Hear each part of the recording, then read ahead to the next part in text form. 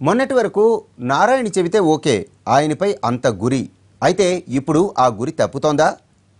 పొంగూరుపై నారా అసంతృప్తిగా ఉన్నారా? ఒకవేళ అదే నిజమైతే దానికి దారితీసిన పరిస్థితులేమిటి? కేబినెట్లో కీలక మంత్రిగా ఉన్న నారాయణ సీన్ ఎందుకు మారుతోంది? Watch the story.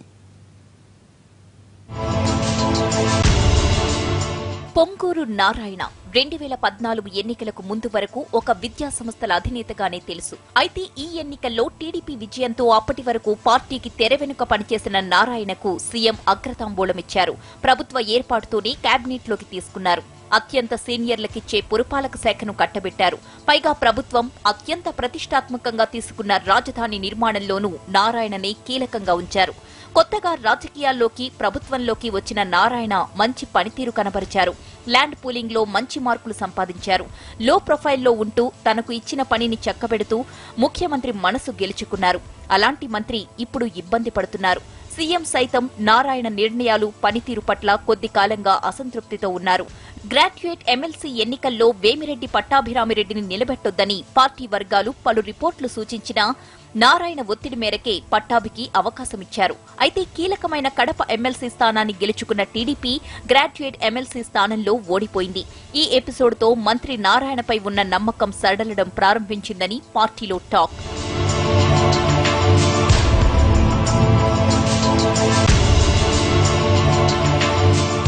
ఇక రాజధాని డిజైన్లు, కోర్ క్యాపిటల్ వ్యవహారాలు, సీడ్ యాక్సెస్ రోడ్ల నిర్మాణం వంటి అంశాల్లో కూడా బాబు సంతృప్తిగా లేరని తెలుస్తోంది. సెక్రటేరియట్లో కొత్త మంత్రులకు ఛాంబర్ల విషయంలో గందరగోళం ఏర్పడింది. అసలు కొందరికి ఛాంబర్లు లేవు. అసెంబ్లీలో వసతులపైన మంత్రులు, ప్రతిపక్షం అసంతృప్తిని వ్యక్తం చేశాయి. ఇక సీడ్ యాక్సెస్ రోడ్ నిర్మాణానికి ఇంకా కొంత భూసేకరణ చేయాల్సి ఉన్నా మేలోగా రోడ్డు పూర్తయిపోతుందని చెబుతున్నారు నారాయణ. దీంతో మంత్రికి క్లాస్ పీకారు సీఎం. ఇక సెక్రటేరియట్ వెలుపల నిర్మాణాలు, మళ్లీ వాటి కూల్చివేతలపైన కూడా సీఎం సీరియస్ అయ్యారు. దీంతో అసలు ప్లానింగ్ లేకుండా ఎలా పడితే అలా పనిచేస్తున్నారంటూ చీవాట్లు పెట్టారు. హిందూపురంలో నీటి ఎద్దడిపైన చంద్రబాబు సీరియస్ అయినట్లు సమాచారం. బాలకృష్ణ నియోజకవర్గంలో ప్రజలు పెద్ద ఎత్తున ఆందోళన చేయడంతో దీనిపై పెద్ద ఎత్తున చర్చ జరిగింది. దీంతో ఏకంగా కేబినెట్లోనే సీరియస్ అయ్యారు సీఎం.